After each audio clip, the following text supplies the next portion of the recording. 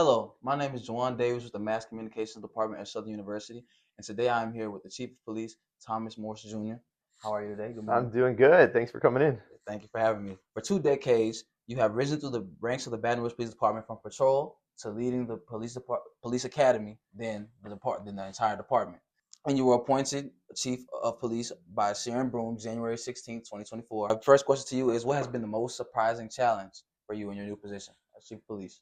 I knew that it would be busy, right? I think the most surprising thing is just how busy, drinking through the fire hose, all the things I didn't know. Yeah, so I think nothing really can prepare you for that chair, and just the demand on time and the amount of meetings and the budget analysis and everything that kind of goes into being the head of such a big department, 900 employees, right? And so being the leader of such a big department, nothing really kind of compares to that. Even though I've been on the department for so long, 23 years here, another 3 years at the sheriff's office. So all over the department, got to do a lot of amazing things from SWAT to K9, uniform patrol, and firearms instructor. Nothing could really prepare you for everything until you actually get in this job. And do you feel like all the positions you've been in before you became the chief help you every day? Oh yeah, 1,000%. So good thing about the jobs I've had before, almost 17 years on SWAT, and then right before I became chief, 7 years working at the training academy.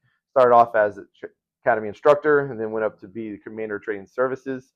So I got to put my hands on everybody in the department, right? So everybody in the department knows me. They were either trained by me 7 years. If they were hired in that 7 year, they came through one of my academies, or at the minimum came through recurring training, some in-service training that we do. So everybody knows what I'm about. Everybody knows kind of what I've done in my career, and they know what I expect of them. All the people that come to the department, the academy, having already known you, do you feel like that helps you, like makes it a little bit more personable if like you were to run into them or like have to have a meeting with any of those people? Yeah, 100%. So the Baton Rouge Police Department is a really good size because we are big enough where we can have all these specialized divisions and do all this amazing technology things, but it's small enough where it still kind of has a family feel about it. You look at, say, a place like Los Angeles PD or NYPD, these humongous departments. You could be sitting in the same room or at the same restaurant as somebody and have no idea you work in the same department. But at least here, like, you kind of have a feel for everybody, and you can say hi. You might have never been to their house, but you at least know of them, right? That y'all both work in the same department. So it has a kind of a family feel, but we're big enough, like I said, that we can do all these amazing things. And in your 30-year career, you can go from working in this division to working homicides, to armed robberies, to crime scenes, to traffic, and to, scuba diving, and EOD and SWAT and K9, all the things that we offer here.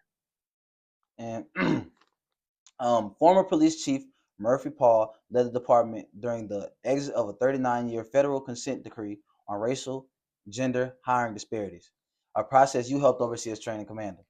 What specifically is being done to ensure the department does uphold those standards? Yeah, so biggest thing that I always preach is that we are short right now. We're 150 officers short, but we're never going to sacrifice quality for quantity. So we're going to keep the same stringent hiring procedures, but at the same time looking at how we can better represent the people that we serve. And so, for example, we just had an academy start last week, 11 officers starting that brand new academy. We'd like that to be a lot more. Hopefully we get a pay raise soon where that's going to happen. But of that 11 officers, we had 9 of them are minority. We have 4 females in that academy, and so that's a good percentage. But that's not the only thing we look at, but it's definitely a trend that we'd like to see. Morris, my former high school football coach, Sid Edwards, he was coaching high school. My new boss. Yeah, he recently proposed a 15% pay increase for police officers in the Baton Rouge area. And how will a new base salary for law enforcement in Baton Rouge be marketed to compete with higher paying local offices and even larger big city markets? Yeah, so the biggest thing that's holding us back right now is our pay.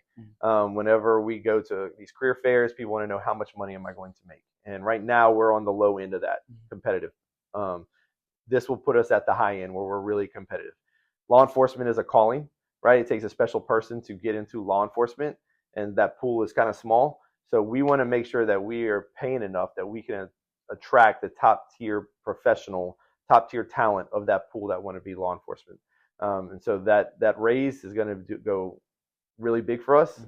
Try to close that gap, 150 officers short. so we can start having bigger academies and hiring even better law enforcement professionals for the capital city of Louisiana. When and you said the hiring process doesn't change just because of the being understaffed, does that like change anything else in the department being understaffed? Does that like have any effects anywhere else? Yeah, so the biggest effects it has is, one, we have to pay a lot more money in overtime because we're answering the same amount of calls, if not more calls now. Perfect example, when I was on the streets working 1st District, North Baton Rouge, dog shift, 13 officers on that squad. Now that same squad's got 7 officers, answering more calls, having to do more things with more technology, but less people. And so we need more officers, and the only way we're going to do that is by increasing pay. And then just when we're looking at officer mental wellness and just, getting burnt out and stressed. So more calls they're handling, the detectives have more cases that they have to follow up. So we need more officers to be able to provide better service. And that's all we have time for today. Thank you for giving me your time today, and I appreciate it. I really appreciate you. Come back anytime.